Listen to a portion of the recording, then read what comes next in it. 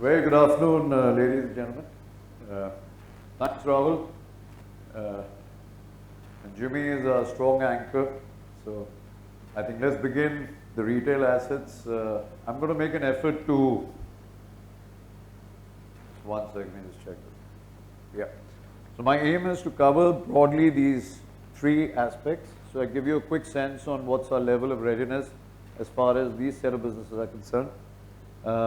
The reason I've put the express digital car loans, which is an industry first, we believe across the world probably, but it's a fairly solidly innovative. I've also taken the liberty of taking customer feedback, and in auto industry, it's the dealers.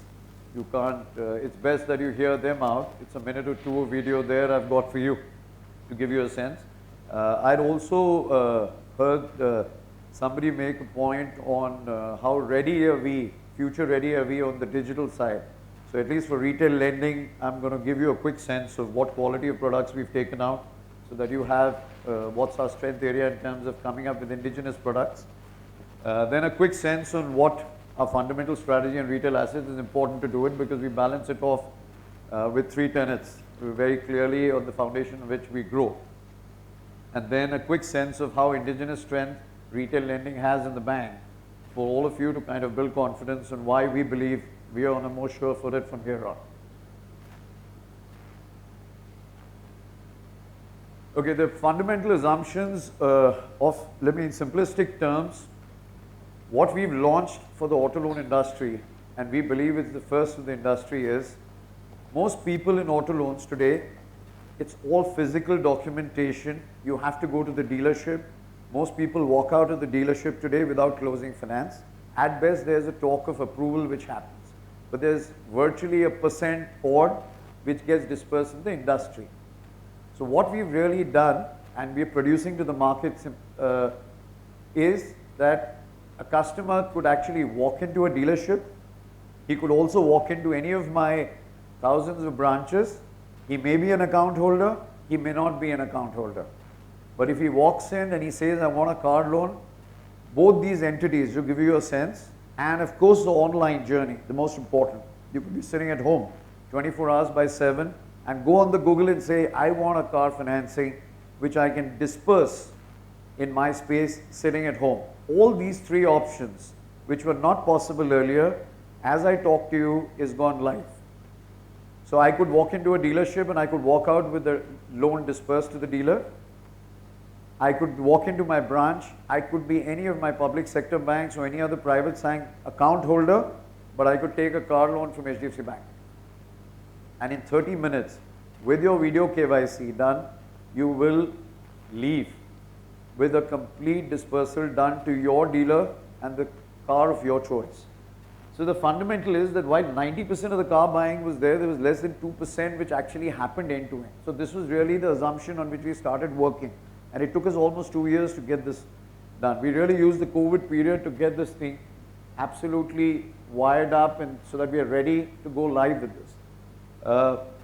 Initially, we're looking at around close to 30% of the business walking in this over the next 2 to 3 months or 6 months period. And the aim is that a bulk of the business in auto goes through this. It will build in multiple level of efficiencies, and more importantly, it's creating a massive customer delight. So it achieves three things. One is end-to-end digital learning. One is seamless across various touch points. And it's 24 hours by 7. So you could be on your Google, which I'll show you, and actually how the journey spans out. I'll just take a minute or two on this so that this is not a Me Too product. This is designed, thinking in an office. If I have to make my customer journey transformative, there is no like-to-like example for us to replicate. It had to be built brick by brick, keeping everything simple. And of course, our systems and technology to make sure that we really wire this up and connect the dots for it to, when the rubber hits the road, it kind of really flies at all touch points.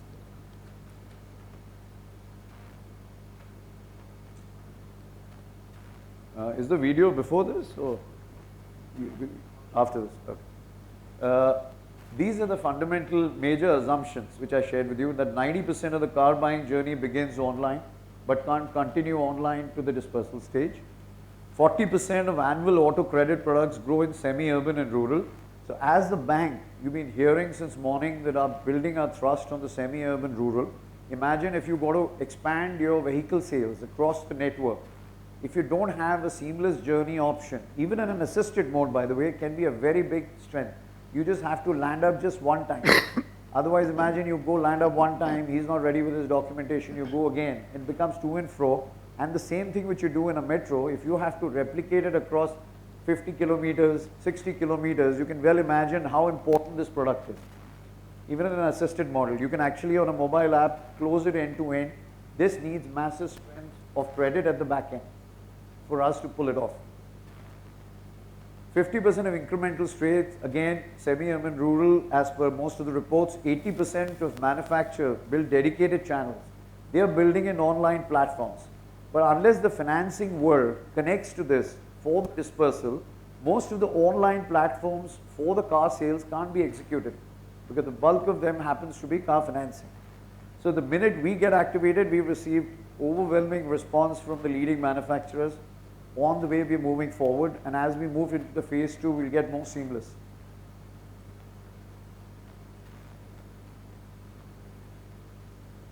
I think maybe it's a good time right now that I take you through the video first. If I can request you for the video. These are the channel partners who actually have seen the demo and get a first-hand feel. Just taking an update regarding the express loan which HDFC has launched, and it's a very good innovation from HDFC Bank. So I just told them, take advantage of this. The more faster you do it, the better sales you'll have. In this digital world, the customer doesn't need any verification, or even the KYC will be done on the video call. So I think this will be a very good venture. I think this new product that HDFC has launched, Express Car Loans, is a fabulous product, and this is one more feather added to HDFC in its cap. First in India, I think first in the world, where such a loan is being happening without any manual intervention and end-to-end digital.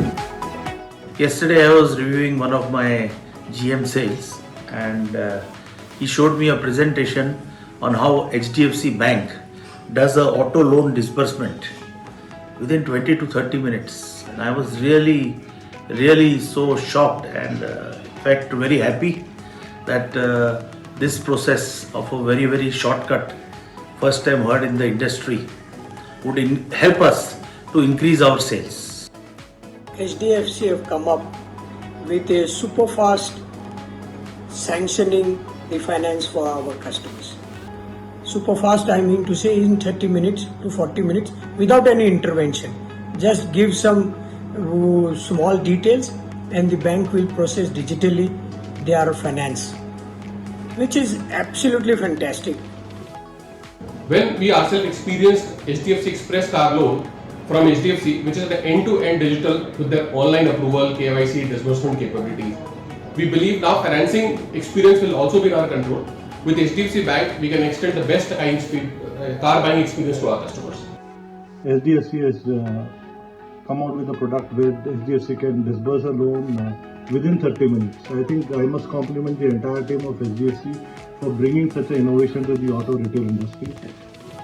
Recently, I got to know about the Express Car Loan facility which has been initiated by HDFC Bank, and when I got to know about it, it felt that it's going to be a very interesting product, as they propose that it's going to take only 30 minutes to disburse a loan to the customer.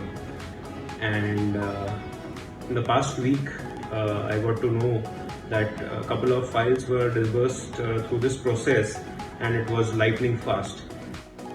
Team was excited to see this kind of end-to-end digital process for the first time without any documents. Customers are getting approval and digital disbursement, even KYC and video call.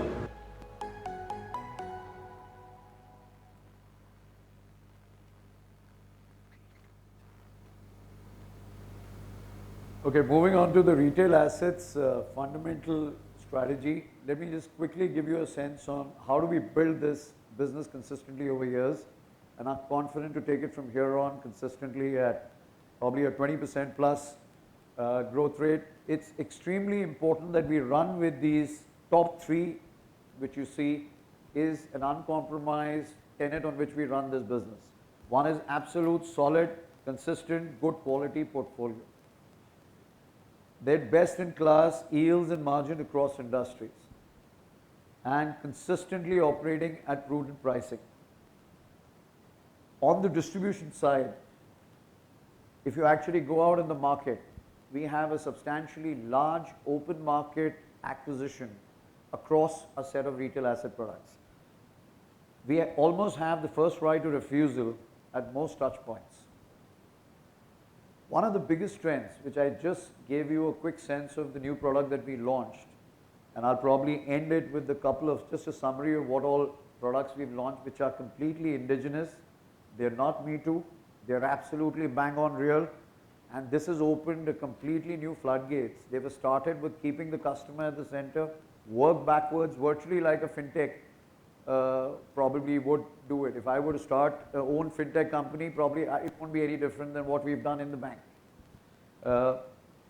These are all indigenous products. There's virtually nothing that we had a benchmark to. We started a journey with the 10 seconds, and then I'll cover that later. One of the important aspects I've put the point number 6 is because I think it's going to be a substantial amount of growth, at least from a private bank like ours perspective, is the government focus. We are putting in a massive amount of effort. The way we are doing rural and semi-urban as a key strategy with our carpet bombing of geography, we are adding the strength of the government business in a big way. I think that's a big forte for the public sector, and I think just the way you've seen private banks creating a huge arbitrage of business opportunity with public sector since the time they were launched in India, I see this as a very big opportunity for the next 2 decades, leave alone the next 3 years to 5 years. And of course, the world over is talking about when your debt to GDP is in the range of 18-19%, they actually go the next 5 years much better than the previous 5 years. We've seen that in most developing countries. So keeping that at the background and keeping these fundamentally as your foundation, because none of them we ever would want to compromise. Whether we do digital, we do indigenous, we will never compromise the pristine quality. Because the aim is not just digital in itself. The aim is not just top line in itself. We like to be the most, known to be the most sensibly priced. We like to be the most sensibly activating our growth in a matured and sensible manner, but of course in a fairly robust growth manner, the way I see it.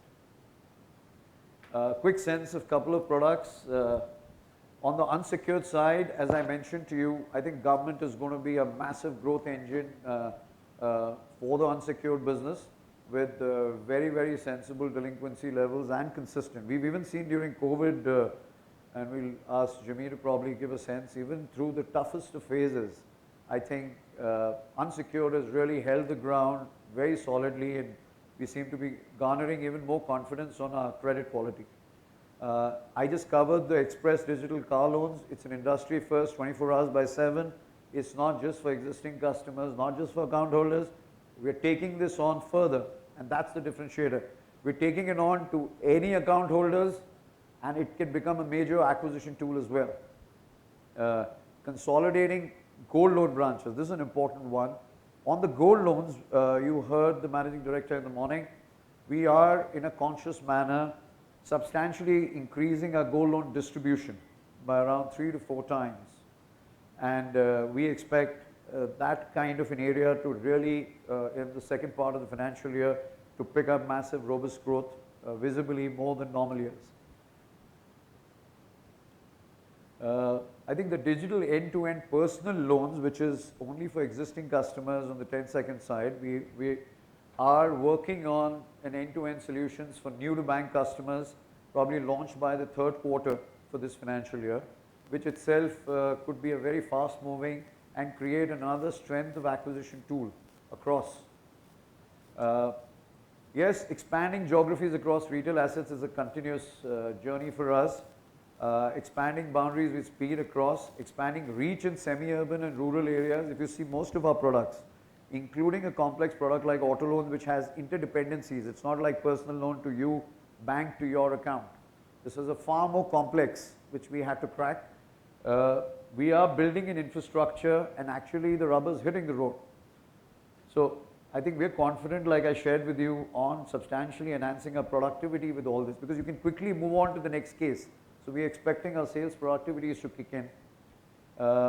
If you look at process reengineering and enhancing analytics capability, our aim is to constantly challenge ourselves and reduce our processing stats, because we do believe these consumer businesses will need speed to be challenged at all times for us to move forward and enhance the customer experience. There are aggressive plans in place to grow the bank's home loan portfolios. Three fundamental tenets I see for building on the home loan businesses as things pan out. And yes, the merger is announced. We see HDFC Bank bringing it on the table the corporate salary account holder strength, which it has a huge untapped potential, or other potential which could be unleashed as we progress from here on. The government segment with the bank's already embedded strengths, connecting the dots could be a big sales turnover kicker. If you look at enhancing the DSA networks, these are another areas. If you look at most of our retail lending products, we've got a massive strength of partners working with us for 2 decades. And these are strengths which can be leveraged fundamentally for an enhanced home loan experience from here on. Yes, we are investing in this segment in a bigger way this year, and we're going to be moving solidly step by step to make it a success. Boosting our analytic skill sets on the home loan is going to be another area. For most of the retail asset products, we have a very strong analytics backing our pre-approved and account holders. I think we're building that kind of strengths onto the home loan side. And as things, as the regulatory approvals come in, we're hoping that this will add massive strength. Our existing strengths get passed on even to the home loan side. The digital loans origination at the front end of the loans against property is already built in. We are experiencing a very good side of that's the mortgage side that I'm talking about. Most private banks actually have, if you see their portfolios, we have a huge upside here compared to most of the private banks, which are usually relying on this piece versus from where we are coming. So I see a fantastic growth rate opportunity for the bank with this and our strengths added to this, like I'm bit by bit connecting for you. Just a quick summary before I end, because I think it's very important to remember, along with the express loans that I shared with you, that retail lending in this bank has constantly innovated. We started with a 10 seconds loan. Even today we do a massive amount of business on the 10 seconds loan. We started with personal loans. Today we have business loans, and across the bank we have this property generating amount of strengths.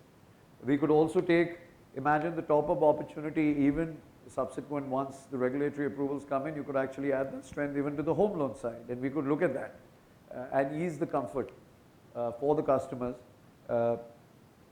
If you look at the strengths of our pre-approved offers, straight-through processes, I think this has been one of our most encouraging foundations, which has opened our innovation doors across various levels. That first product actually forced us to rethink ourselves, and we went to the regulators to design something which is digital loans against shares. So we didn't invent loans against shares, but we made it digital. It used to take 7 days. It takes 3 minutes. And if you look at 81% of the cases get dispersed today digitally. If you look at, whether it's online or instant, available for both depositories, NSDL and CDSL as we talk, and no documentation required. If you look at for mutual funds, we didn't invent the loans against mutual fund, but we made it digital in the industry. This again, they didn't have any product design in the market. This is done absolutely bottoms up, and this is how it's shaped up. Almost 90% of the cases get dispersed digitally today.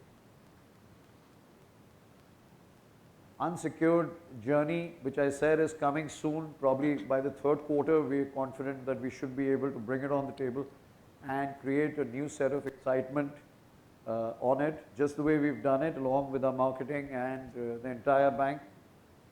Thank you so much. Over to any questions if you guys have.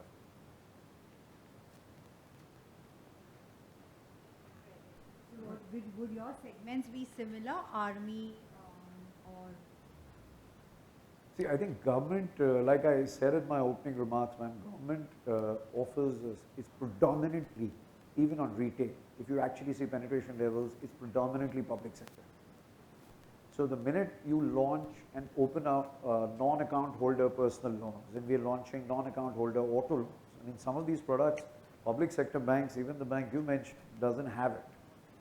So I think we're going to be constantly working towards trying to make it, even if it's not end-to-end customer Google-oriented digital, even if it offers in an assisted mode. Imagine somebody comes to you and just closes the whole dispersal before he leaves. It just changes the experience, and we are hoping that should enhance massive strength on the government side for us, because your government business also is directly correlated to your liabilities in the government side. And if you look at the public sector banks, the head start they have a substantially high penetration on the liability side, and as a bank, we are beefing that up in a big way. We are beefing the government in a big way, we are beefing the rural and semi-urban in a big way. So the retail assets actually will have to have products which could probably move with speed, with closure, and move on to the next case. And actually the penetration levels could substantially increase. And that's why the opportunity is very big. If you see as a subset, the growth there is a substantially high percentage which we already see. Mark, narrow answer to your question is yes. The competition here would be public sector banks, not just State Bank. There are many large public sector banks well entrenched in many government and PSUs on the retail side. They're well entrenched. But yes, that is the competition. Thank you.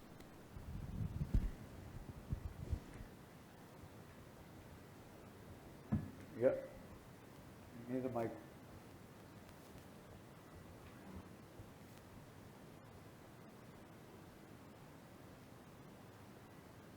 Arvind here.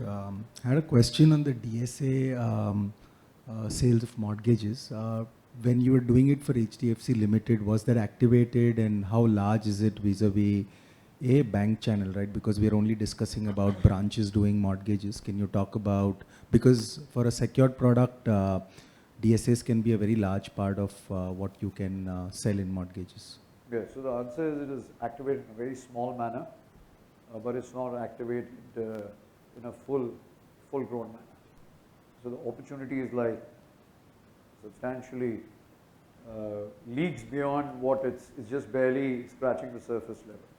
And how does the profitability compare? Because eventually those loans can get transferred out because it's coming through an agent, plus you have to pay a fee. So just saying that a DSA mortgage versus what the branch originates, how different they could be? I think they would be as different as you do it for personal loans or you do it for anything else. The monetary fee is proportionate to the kind of effort they bring in. And if you look at the bank, we've always focused a right mix between internal channels and external channels. And obviously internal channels are more profitable, but I think if you reach about the size and scale and the reach, I think A plus B plus C, all possible channels, including your telecalling channels, branch channels, we're going to be activating all possible on the scale levels. Thanks, that's it. Hi, just on the gold loan piece, you mentioned in your presentation that you are planning to increase it to almost 3x the number of locations than what you currently have, right? The dynamics of this business are very, very different. Doing it into metros at around whatever 2000 location versus taking it to semi-urban and rural location, the cost levels are different, the customer segmentation is very different. So how do you plan to achieve, and what kind of a targets that you have related to this business? That's the first question. Related questions to this business, would your customer base be similar to that of in some of the NBFC gold loan NBFCs that are currently there in the market? And lastly, would this be a bundled product? Because in the past we had few products like gold loan plus unsecured personal loan kind of products. So would you be launching such kind of products into rural and semi-urban location? And if you can give some sense on the product profitability and how it helps you to achieve the PSL as well. Thank you. Okay, a quick sense for you. I think we're going to leverage our branch distribution, and we're working around leveraging our existing infrastructure for gold. So that's a strategic call we've taken. So let's say we were 1100 odd branches, we're going 3 times, and we probably continue this growth rates to all our branches over the next 2 years to 3 years. That's the strategic call that we have taken. I think the idea of we doing gold loans is, yes, to also create some amount of secured strength even in the agri side, because India, you're well aware of the kind of gold that is there. So to answer to that question, yes, there will be possible gold products which will combine and bring in more secured flavor and more sensible credit background to a couple of these as we evolve from here on. I think on the idea of scalability, we are not looking at very small ticket size in those loans. If you look at the hardcore Mathur and these kind of companies, our positioning will be to better quality customers. The idea is not to do the absolute bottom of the pyramid for now, but we'll evaluate, and we're open to evaluating that as well. But right now the plan is to do much higher ticket size. Our ticket size is substantially higher. And that's what our focus area is. Because we see a lot of customer feedback coming in that they want loan against gold. And that's also one of the reasons to strengthen your service offering at all the branches was also the idea of creating this product. Okay. So are we operating in the segment like 13 to 15% kind of a yield in this product? I'm not looking at the specific number, but I'm just trying to understand the customer positioning that you have versus. We have pricing which is pretty much on the website, but pricing is different for internal customers. Pricing is a subject which is depending on your risk profiles, and we have that kind of pricing, and it's in public domain. But we are not pricing ourselves. We're pricing ourselves for the larger regular customer. That's the whole idea, because we believe that's a lot of feedback came to us, that I think a lot of customers across our branches have this need. So that is one of the reasons to strengthen our service offering. As you heard the MD talk about, strengthening ability to service customers. So that's one of the reasons we're expanding. Okay, and as we go deeper and deeper, the turnaround time would be slightly higher versus that of metals. So we're working on digital options there as well with some of the fintechs. We might partner with some fintechs very soon to kind of give it that strength on the gold side, and subject to regulatory approvals as well. So that also needs that nod from there. Got it. Thanks. All the best. Gold, if I can just, to answer your core issue, yes, it is different. So gold is a product that involves considerable operating risk and very low credit risk. If the loan is not repaid, gold loans are a product that we measure the NPAs in crores. We don't measure it in percentages. That's the kind of quality that we have achieved through the operating setup that we have put in. To answer you a little more directly, yes, we are always ahead of the branch expansion curve in terms of this infrastructure to be set up. So we would ensure we have the right infra in place, the right vendors in place, and obviously the right trained staff in place to do it. Because once you get that operating risk right, you're fine. Your customer profile, I would assume, there'd be an overlap with the existing NBFC players, no doubt about it.